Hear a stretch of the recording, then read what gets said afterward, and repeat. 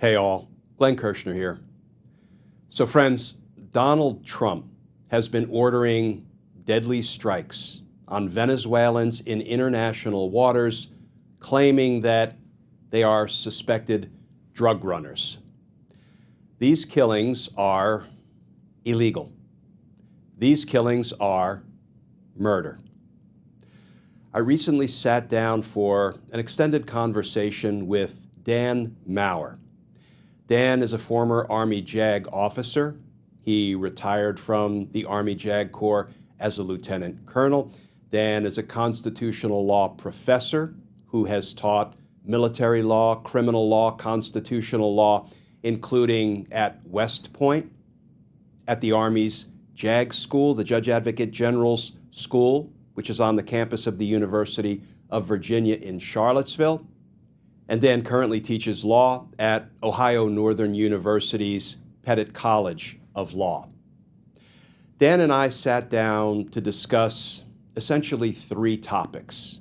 First of all, the murders being ordered by Donald Trump and carried out by our military, the militarization of the streets of America, and the recent practice of military leadership scrutinizing social media posts of military members in what sure looks like a pretext to punish, to demote, to sanction members of the military who, might say something that displeases Donald Trump or Secretary of Defense Pete Hegseth. So friends, here is part one of a three-part series of my conversation with law professor Dan Maurer.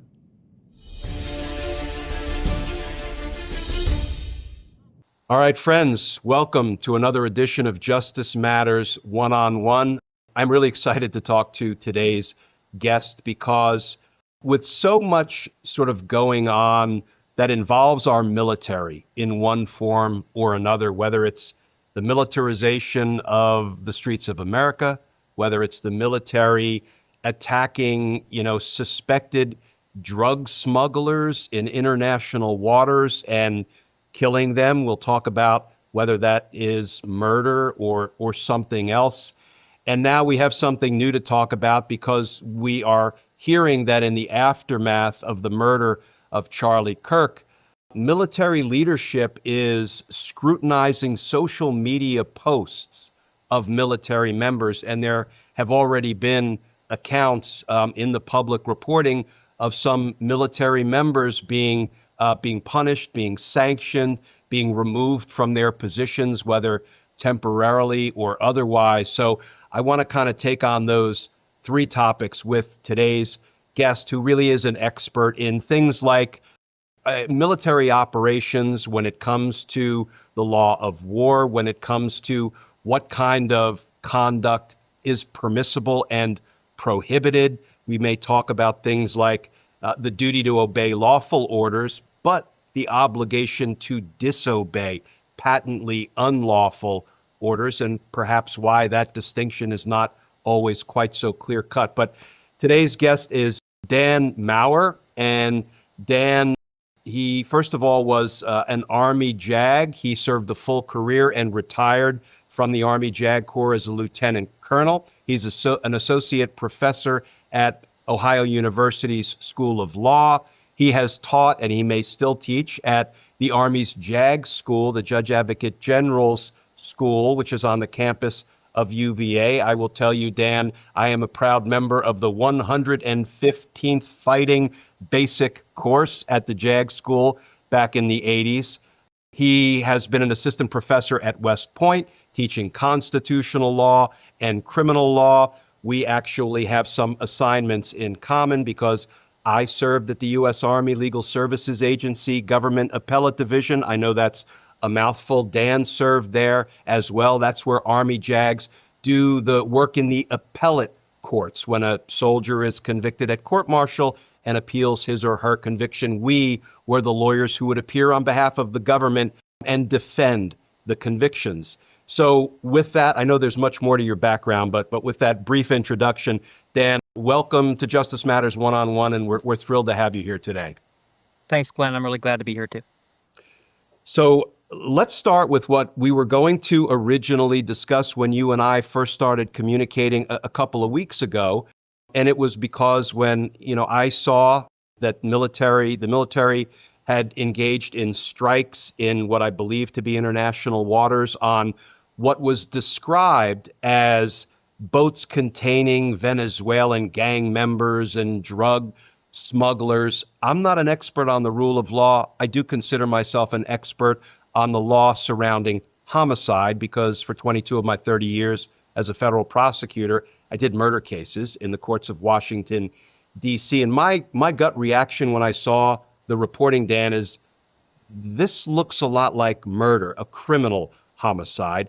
But I wanted to get your take on, how you view these now, I think, 3 strikes that have been reported that involved the killing of at least 14 people. Again, according to the reporting, there's a 3rd strike that the administration said it conducted, but there is no number of casualties reported associated with that 3rd strike. But can you take our viewers through kind of the law of war and what the military is permitted to do and prohibited from doing in an international waters like this? The short answer is that I agree with you. It is murder. It's an extrajudicial killing with no due process and not according to any domestic legal authority and contrary to international law. And I'll try to explain why I think that is. So what you have here is several boats at different occasions, all located in international waters in the Caribbean Sea. Reporting is that they were either heading in the direction of the U.S. coast, but still in international waters, or some other location. It's not clear exactly where they were heading. The allegation is that they were crewed by, at least Trump said initially, they were crewed by members of Tren de Aragua, the transnational criminal organization that he has targeted in other respects too, calling them a foreign terrorist organization, and rounding them up domestically here in the States under the Alien Enemies Act. So these civilian members of a criminal gang, let's assume that they're members of this criminal gang, are on a boat in international waters. And they're allegedly ferrying narcotics, illegal drugs, from point A to point B, presumably into the U.S. or some other intermediary spot, and then into the U.S. That's all it is. Civilian members of from a foreign country transporting illegal narcotics on a boat in international waters. That is a crime. Plain and simple. It's a crime. It's not an act of war, nor is it an act of terrorism. It's simply a crime. And we have methods for dealing with crimes like that. Specifically, those kinds of crimes. We have the Coast Guard and the Navy and the Coast Guard working with the Navy to interdict, to stop, to investigate, to detain, to capture, and then to prosecute those criminals for violating domestic and international law. That's what you do. We have statutory authority for that. We have domestic law that allows for that. It's permissible under international law, and we've been doing it for a very, very long time. This is decidedly different. This was a unilateral strike, as if they were members of Al-Qaeda in Yemen or Afghanistan or Iraq or Syria, and they were targeting U.S. troops, and we launched a drone strike on them. That's what this has been equated to legally by the Trump administration. They've equated it to an act of self-defense, which is hard to believe and hard to buy because it doesn't meet any definition of self-defense, either under our own criminal law or under international law or under the laws of war. And what's troubling, one of the things that's troubling, is that the Trump administration immediately jumped to defending it as saying, we complied with the law of war or the laws of armed conflict. I'll say both those things, that they mean the same thing. The problem is that that's not true. That's not relevant. The law of war doesn't apply if you're not in a war. And merely saying you're in a war on drugs does not make it so. there is a legal definition for what constitutes an armed conflict, either against another nation or against a non-state group like Al-Qaeda or ISIS. We don't meet those requirements. We don't meet those standards when we're talking about Nicaragua. We're just not. We're not in any kind of armed conflict with them. We have no domestic congressional authority to be striking them as if they were Al-Qaeda. There's no authorization for use of military force. And they're not, at least Trump has not claimed them to be an arm of the Venezuelan government, at least for the purposes of this strike. So we're not striking agents of another nation. We're just striking criminals. And the Trump administration admitted that they could have stopped the boat as we had done in previous encounters with drug traffickers. And they chose not to because they wanted to send a message. And that's not me making it up and creating a narrative around it. That's the administration's narrative. They wanted to send a message. And they said they'd do it again. And they have 2 more times. And it's nothing more and nothing less than using lethal force on civilians who are not engaged in conflict with us and are not directly participating in hostilities. So even if the laws of war, even if the laws of war applied, which they don't, but even if they did, there are still laws of war, and those prevent you from unilaterally striking civilians who are not directly participating in hostilities. And trafficking of drugs has never been considered directly engaging in hostilities. It's not an armed attack. It's not the use of force. It's bad. No one wants drugs coming into the country. No one views it as a positive thing. We all agree that these drug laws should be enforced, but they're drug laws and they're crimes. And we treat crimes like we treat crimes, right? With due process. And that's exactly the opposite of what happened in this case. With respect to the law of self-defense generally, when you can actually use deadly force, it is only when, force is being applied to you or is imminently about to be applied to you. That force involves a risk to you of death or serious bodily injury. The law then permits, and I think this is universal, the law then permits you to use an amount of force necessary to repel the attack, up to and including lethal force, but only to defend yourself against an imminent threat. Self-defense is not 1,000 miles anywhere near these strikes on those Venezuelan boats. And as you say, Dan, the law of war doesn't apply here. And I think we know that intuitively. But even if it did apply, we all remember, if we're of a certain age, the Lieutenant Calley case, when in Vietnam, Lieutenant Calley was ordered, and I guess he related the order to kill everyone in the village, essentially men, women, and children, armed, unarmed, it doesn't matter. And that was found to be unlawful, even during a time of actual war. So I guess the $64,000 question before we move on to the next topic, Dan, is what's the remedy? How is this addressed in the current climate where you have a Department of Justice that is entirely beholden to the whims, lawful and unlawful, of Donald Trump? That question is worth more than $64,000, I'm afraid. And I'm afraid there's no real good answer to it.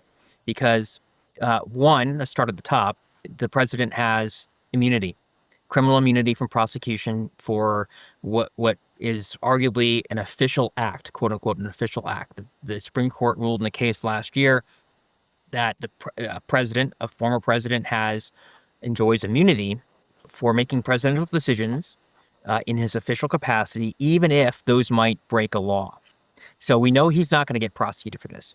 Is he impeachable for it? I think he is. I think it's an impeachable offense. But the likelihood of him being impeached is de minimis, very small. So that's not going to go anywhere. Because the laws of war don't apply, and because this is an extrajudicial killing, international human rights law was violated. So arguably, Venezuela, if the crew members were in fact Venezuelans, Venezuela could make a case in, say, the International Court of Justice, essentially sue the U.S. government in a UN court and say, you violated human rights law when you engaged in extrajudicial killing of our citizens. Maybe they were criminals, maybe they weren't. But even if they were criminals, you can't just kill them just because you can.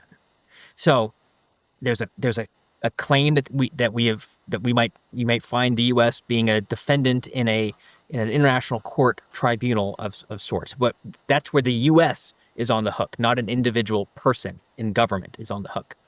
So there's that. The chance of anyone being prosecuted, so anyone down the chain of command who would not have immunity, but who were in the planning phases of this operation, think at the Secretary of Defense level or the Joint Staff, the Pentagon, the combatant commanders, or the commanders of whatever unit operated the drone. Are they liable for this? Well, murder is murder, and just because the president said you can do it doesn't make it lawful for you to do it. He might be immune, but you're not. So it raises the possibility that those individual service members could be prosecuted under either the federal murder statute or the Uniform Code of Military Justice, which has a murder statute. There's no exception for, well, the president told me I could do it exception. So they could, but that requires the military chain of command and the JAG Corps, which works for Secretary of Defense Hegseth and the president, to bring charges against them. And both the Secretary of Defense and the president have roles within the military justice system that would allow them to essentially quash a prosecution that was started. And even if they didn't, President Trump could preemptively pardon them anyway, which presumably he would do. The DOJ, under this administration, is certainly not going to bring charges under the federal statute. So it's a non-starter, at least in this administration. There's no statute of limitations on murder, so potentially in a following Democratic administration, it's more possible, more plausible that you'd see investigations or prosecutions of people involved in extrajudicial killings. Certainly, if it happens more and more and more, if it's systemic, I think the likelihood goes up. At least there'd be investigations. But I still think the likelihood of bringing charges against individual service members for participating in it, I think is still going to be pretty low. Even if the White House and Congress turn blue in the next administration, I don't see them bringing charges. I think they're going to view the chain of command as victims, so to speak, of an aggressive, overly aggressive, and an unlawful presidential decision-making process that they could not escape. So even if I think, and I kind of do think, that the military members should have pushed back and should have dissented from this and said, I'm not following this order because I don't think there's any clear way you can say it's legal, I still don't think that they're going to be prosecuted for it. So that's not a very optimistic view. I appreciate that extraordinarily thorough and equally depressing and frustrating explanation for how a runaway presidential administration can get away with murder. It's hard for people who spend their entire lives, professional careers, upholding the rule of law and taking seriously our oath of allegiance to the Constitution and respecting the constitutional rights of everybody. It's hard to encounter this, what seems like daily onslaught of lawlessness without a viable path to a remedy at the end of the day. Makes it really challenging, I think, for everybody.